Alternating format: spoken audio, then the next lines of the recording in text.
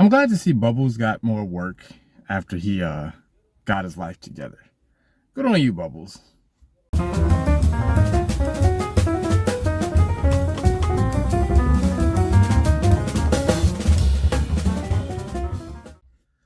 The Punisher, one last kill. All right, quick disclaimer aside, I was not a Punisher fan growing up. I never really got into the character. But there are some characters that I didn't like necessarily as a child who I embraced once a particular actor brought them to life. The Punisher is one of those cases where when it was announced that Jon Bernthal would be playing the Punisher, and I was like, Shane? That's perfect casting. It got me interested.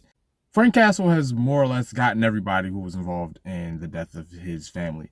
So he's finally at the end of that. He's taken out the final people, and he's trying to figure out what he's gonna do with his life. And then somebody confronts him. This woman, she approaches and she said, "Hey, that was my family that you killed," because he killed crime family earlier in the episode. So I'm going to hire a bunch of people. I put a bounty on your head, and at a specific time, they're going to come to your apartment and they're going to kill you. First of all, Jon Bernthal is the Punisher. Like I said, he's amazing. He always is amazing. And the violence of this show, or this one-off, is familiar to the Punisher. They didn't nerf it or anything like that. Not that I expected them to.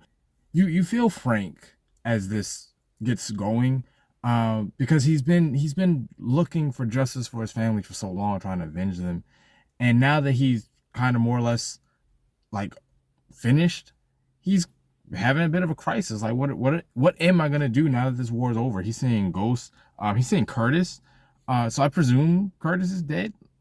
But he also saw Karen as a ghost at a point in the episode, and Karen's not dead. So who knows?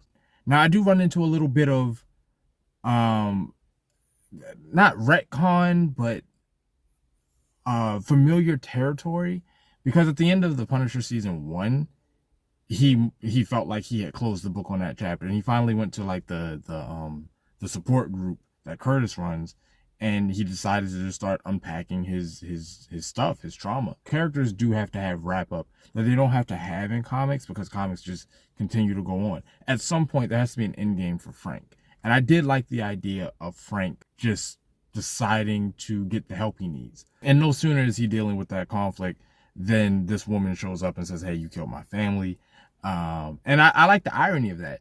You see the absolute state of affairs that this city that he lives in is exists in. Like, it's completely disastrous. I mean, like, people are just committing wanton crime in the street, like assault on each other, murder, robbery. Like, they don't care. Is there no municipal infrastructure here whatsoever? Did I miss that? I don't know. But and Frank is just kind of laying low, and I don't know what there's. I mean, they do a good job of letting you know that this feels like a war zone for him. But I also read it, and this is just my interpretation of it, as he's walking amongst all that.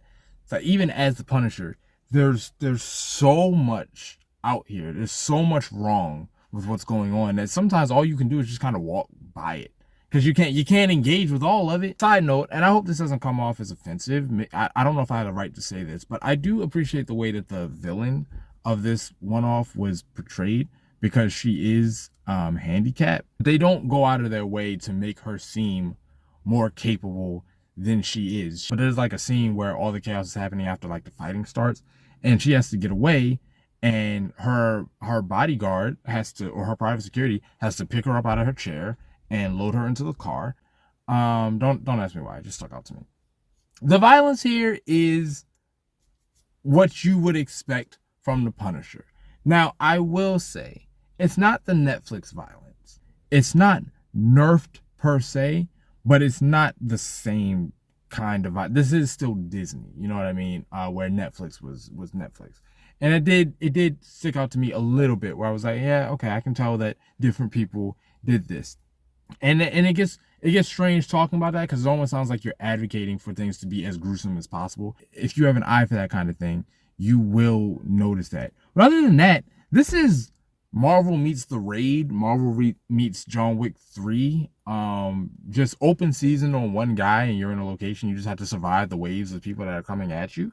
And for a 45-minute to an hour special, I mean, I don't really have anything to complain about. If you're a Punisher fan, it's more of what you like. If you're a Jon Bernthal Punisher fan, it's more of what you like. He plays his role so with so much raw emotion. You would almost think that he's legitimately going through it. Now I don't know the guy. Maybe he's gone through loss, but he brings his absolute A game to this character, and it is not. They find a way to give it layers and dimensions when the overall premise isn't really that deep. It's one guy in one location has a bunch of people coming to try to kill him, and he has to survive, so Punisher does what Punisher does. On paper, that sounds really basic, but they do layer it efficiently in the time they have. So I would recommend it. If you haven't watched it, go watch it right now. There's no better time. All right, y'all.